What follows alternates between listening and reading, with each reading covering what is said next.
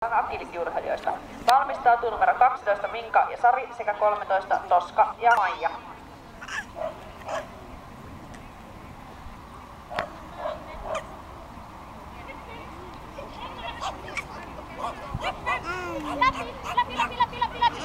Myös Malka ja Satu ovat suorittaneet tuon BH-kokeen, eli siellä pitäisi olla tottelevaisuus kunnossa.